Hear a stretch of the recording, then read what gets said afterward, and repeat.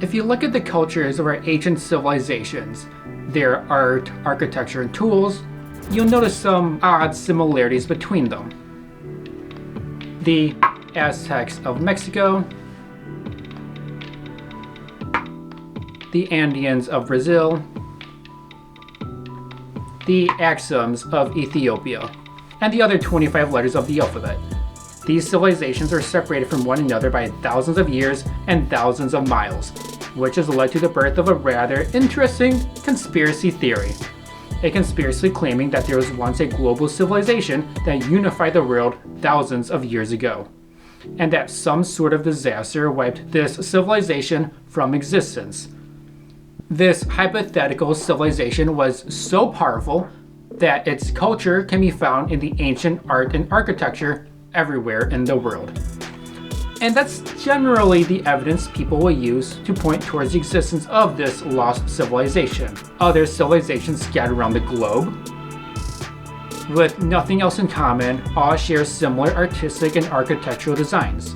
The believers will sometimes refer to this civilization as Atlantis, which makes sense.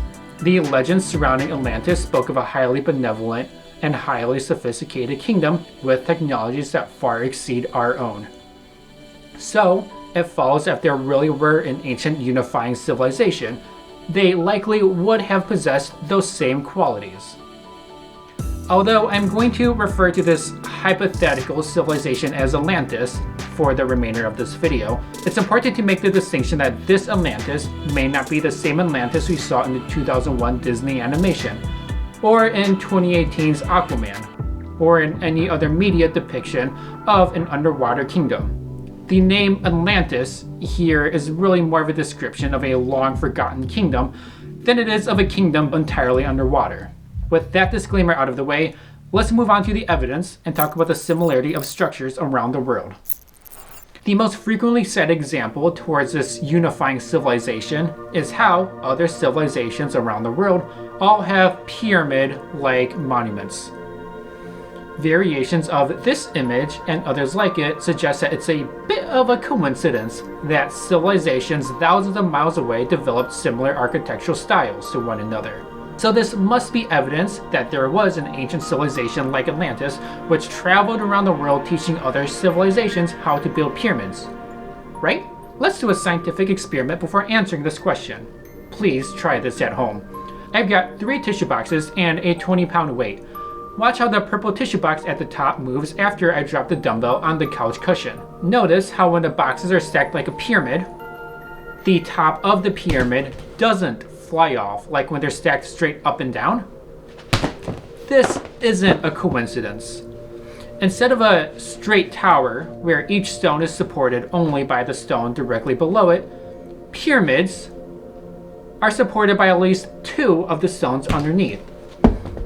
The benefit for this is that pyramids have a lower center of gravity compared to a vertical tower of the same height. The lower the center of gravity is, the more energy needs to be expended to knock it over. The more stones there are in the pyramid, the stronger that support is. This is intuitive. Anyone who's ever played with Lego bricks or stacked rocks as a kid knows this, so it's quite likely that the ancient people instinctively knew it too. And they chose to build their important cities and structures of worship in a manner that would ensure its longevity. But what about the similarities between different works of art? By far, the most talked about example are the handbags of God. From the Egyptians in Africa, to the Mesopotamians in Western Asia, to the Maori in New Zealand. All of these ancient civilizations have surviving artwork depicting their gods carrying handbags. These are often associated with various legends surrounding the depicted gods as they use their bags or baskets to carry out their divine duty. The Mesopotamian god Enki carried life-giving water in a pouch, and the Aztecan god Quetzalcoatl was said to have used bags to bring agricultural seeds to the people.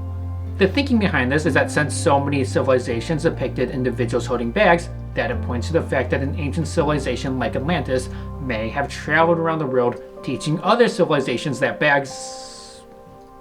What? That bags are a thing? That baskets can be used to hold stuff? Is it really so strange that Enki used a bag to carry water? Or that Quetzalcoatl used a bag to carry tiny seeds? How else would they have been transported? Here's a thought exercise if you're still not convinced. Imagine you're a Maya, wandering around the forest and you find a pepper tree. Would it be better for you to use a pouch to carry a dozen or so peppers back to your family to eat, or grab a fistful of about the 4 peppers you can fit in your hand? A basket is just a basket. It's a container used to transport more items than what we can fit in the palm of our hands. And it's also the only way to reliably transport liquids like water and tiny objects like seeds. But let's assume for argument's sake that these handbags have some special cosmic meaning, and that the fact that they appear in works of art throughout so many different civilizations around the world implies the existence of Atlantis. But you know what else also shows up in ancient civilizations around the world? Clothes, bowls, spears. Why don't clothes, bowls, and spears also have a mystical property attached to them? Maybe Atlantis taught ancient civilizations around the world the importance of baskets. Or maybe the people in those ancient civilizations found that life is a lot more comfortable if you're able to retain body heat by wearing clothes, that eating is an easier task when you use a bowl to hold the food, and a sharp stick is a more effective hunting tool than a stick without a pointy end. And maybe these same ancient people discovered entirely on their own that it's easier to transport items in a basket container than it is to just hold everything in the palm of your hands. At this point, you still might believe in the ancient, all-powerful, and benevolent Atlantis. But then, where's the evidence? We have ruins belonging to the Incan and Byzantine empires, but no Atlantean ruins? We have sculptures and paintings from the Andeans and the Egyptians, but no Atlantean artwork? Where are they physically? The instinctive response to this problem is that, well, the civilization sunk deep into the deep sea when it was destroyed. Fair enough, that is what the legends surrounding the underwater kingdom Atlantis say after all. But then, why aren't there any writings from that time period pointing to the existence of Atlantis? We have records on ancient people's cultural beliefs, daily lives, and important milestones, but nothing on the visit of a foreign empire who blessed them with knowledge and architectural techniques. Because the only way to rationalize the existence of a massive empire who left no traces of its existence behind, other than a couple of coincidental discoveries, is that there's an equally massive cover-up to hide the fact. If there is indeed a massive cover-up, then it would imply that the powers behind the cover-up have either destroyed or hidden the evidence. Stones are really hard to destroy.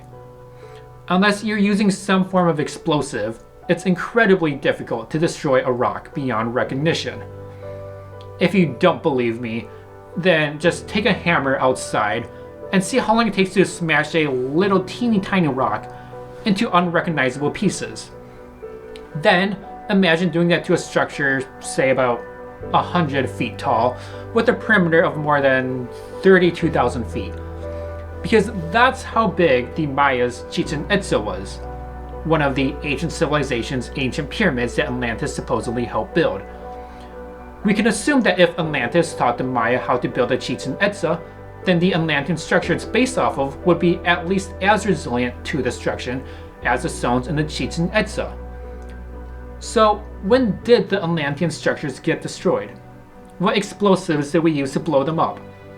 If enough explosives were used to destroy a Chichen-like structure without it raising fears of an enemy bombing the country, then we'd have to assume that the structure was destroyed in a scheduled demolition that we all knew about ahead of time, while also being in a location secluded enough to fit an entire Chichen Itza-sized structure within the blast radius without anybody knowing.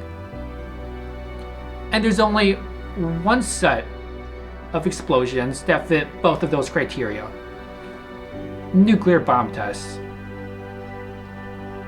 But there are several problems with assuming that the Atlantean structures were destroyed in nuclear bomb tests. First of all, there's all of the people. Nuclear bomb detonations require a lot of manpower. When we think about the creation of a nuclear bomb, we often just think about the several hundred scientists who helped design the first nuclear bomb. But it wasn't just the scientists in the Manhattan Project. They were just the brains behind the bomb. There were also the technicians who physically built the bombs, the camera crew filming the explosions, the surveyors clearing the detonation sites, and everybody in between. All in all, the Manhattan Project required 130,000 Americans to successfully create the first nuclear bomb. I'm going to get back to why all of these people involved in the test is a problem for the argument on the existence of Atlantis later on in the video. Because before I talk about the people, I want to first take a moment to point out the massive, you could even say it's nuclear explosion size, elephant in the room. If there was a nuclear bomb detonated to destroy the evidence of Atlantis, then when and where did it happen? We know when nuclear bombs are detonated. The Nuclear Detonation Detection System, or NDDS for short, are a group of devices used to, as its name suggests, detect nuclear detonations via seismic changes, infrared hydroacoustics, satellite imagery, and what's known as air sampling, where we measure the amounts of nuclear isotopes in the air to determine the possible presence of a nuclear detonation. The NDDS has never, in its entire existence, detected an unexplained nuclear detonation. And we know that the NDDS works because they've detected would-be secret nuclear detonations multiple times, such as those detonated by North Korea. So maybe the evidence pointing to Atlantis wasn't destroyed, but merely hidden. But if that were the case, then the evidence that would need to be hidden would be absolutely massive. As we've already discussed, the Chichen Itza is 100 feet tall with a pyramid of more than 32,000 feet.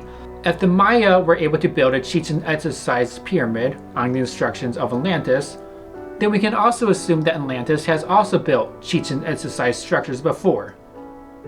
So, where is the Atlantean structure? If common folk like you and I haven't been accidentally stumbling upon Atlantean Chichen Itzas, then it would mean that they're hidden someplace very few people can get to. And there are really only two possibilities for this. They're either in the deep sea, or they're in outer space. No one ship is large enough to carry the contents of Chichen Itza into the middle of the Pacific Ocean to dump overboard, much less a larger structure that the technologically advanced Atlantis civilization would have built, with the exception of our largest aircraft carriers. But those carriers each require at least 6,000 personnel to properly operate. A problem that flies against the argument of Atlantis' cover-up, which I'll elaborate on in a couple of minutes. And no rocket is anywhere near capable of sending something that massive into outer space. So, the hiding of the evidence would have had to have been broken up. An entire fleet of ships and rockets would have to transport small bits of the structure, one piece at a time, until the entire monument was successfully hidden. And just like with the nuclear bomb test, the fact that hundreds of people would be involved in hiding the evidence in the ocean and outer space creates a problem I'll tackle in a couple of minutes. If you believe that the Atlantean ruins are either in the deep sea or in outer space, then it follows that the people who put them there have the resources to quietly dump the entire monument into the ocean, or fire them out of the atmosphere on private rockets. Both are extremely expensive processes that require an entire fleet of ships and rockets. Or in other words, the people doing the cover-up are highly motivated to do so. So let's tackle that problem real quick. The motivations behind the cover-up. What exactly is driving this cover-up? A civilization able to influence so many other civilizations so far apart over such a long period of time would have been immensely powerful. For starters, they would have to be able to travel between the smaller civilizations. This implies vehicles fast enough to sail across the ocean in a reasonably short time frame, while being sturdy enough to have a reasonable chance of surviving the trip intact. They would also need to have land vehicles. The Göbekli Tepe is a worshipping ground from approximately the 9th century BCE, that has depictions of the earlier mentioned Handbag of God. It's also 300 kilometers away from the closest body of water that's connected to the ocean. Unless you want to believe that the Atlanteans walked 300 kilometers from the shoreline to devise on the building of the Göbekli Tepe, we'd have to assume the existence of some kind of ground transportation. The Atlantean version of what we know today as cars and boats likely had a completely different engineering design to the cars and boats we have today. Unless modern day engineers accidentally built our modern vehicles with the exact same blueprint as the ancient Atlanteans, which would be a pretty big coincidence, a physical discovery of the Atlantean vehicles would completely revolutionize the way we construct cars and ships. Any historian who discovered the ruins of an ancient land vehicle would make a fortune by selling that discovery to Ford, Honda, Toyota, or any other major automobile manufacturer. Any historian would be completely set for life by selling the blueprints to an Atlantean sea vehicle to Daewoo, GSC United, or any other major shipbuilding corporation. Or you might believe that the Atlanteans flew from continent to continent. But then, why not sell that information to Airbus, or Boeing, or NASA, or SpaceX? Given how expensive rockets and top-of-the-line aircrafts are, the discovery of a potentially more efficient aircraft would be worth trillions of dollars in saved R&D costs and new innovations.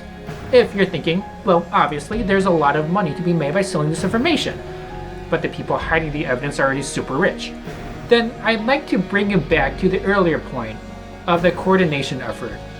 The scientists working on the nuclear bomb tests were not rich. The hundreds of people building rockets are not rich. The thousands of people working on the ships to transport the evidence are not rich. So why weren't any of them tempted to sell out? Were they all killed shortly after destroying the evidence? Since we're already talking about conspiracies, sure. Let's assume they're all forcibly silenced. But then, why didn't their loved ones raise hell over the sudden disappearance of everyone working on nuclear bomb tests? Or everybody who worked on a rocket launch or seaward expedition? How come no journalists looking to make a name for themselves were contacted about the story? We live in a society where people are obsessed with attention. Ava Louise licked toilet seats for Twitter followers, Melissa Lively destroyed a Target store to spread QAnon's ideology, and Mona Lisa Perez shot her boyfriend in the chest with a .50 caliber bullet for a YouTube video. If people are willing to go to those extremes for attention, then how does it follow that a conspiracy involving the mass murder of civilians to hide the existence of a civilization with technologies millennia ahead of its time wouldn't be spread to mainstream media? Because some deep state is pulling the strings from behind the curtains? Again, we know that's not the case, because even if somebody was forbidden by CNN or BBC or Fox News to cover the story on their platform, the person in receipt of the story still would have an immense incentive of fame and money to leak the story through the internet. And on the internet, no one, not the news media or the government or even the telecom providers, could stop a story like that from spreading. Alright, so maybe the workers hiding the evidence weren't killed off. Maybe they're just afraid that if they reveal the truth behind Atlantis, they would face retaliation by the powers who ordered the destruction of the evidence in the first place. It's possible, but people have always betrayed powerful entities. Snowden leaked information against the United States federal government. Ephialtes of Trachis gave crucial information to the Persians in their war against the Greek Empire. General Cassius led a group of 60 senators in the plot to assassinate Julius Caesar. All of them committed treason against the most powerful entities in the world, and they all did it for far less than the discovery of a massive civilization with implications that would forever change the technological landscape. Unless the revelation of such a discovery would be so dreadful that the harm it causes significantly outweighs the money to be gained by publicizing this information. We humans as a species have committed some absolutely atrocious acts for the acquisition of money. We've started wars, genocides, and wiped out entire ecosystems in the name of maximizing profits. We gassed 6 million Jews in death camps and slaughtered another 5 million more minorities over a 4-year period because we thought it would somehow benefit the economy.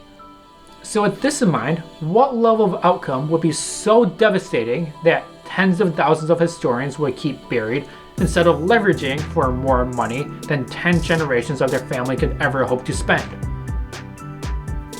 If there really is a conspiracy about Atlantis' millennia-long history involving a cabal of the world's most powerful individuals covering up a discovery so frightening it's caused generations of historians and journalists to forego fame and riches, then maybe, just maybe, we're better off not knowing.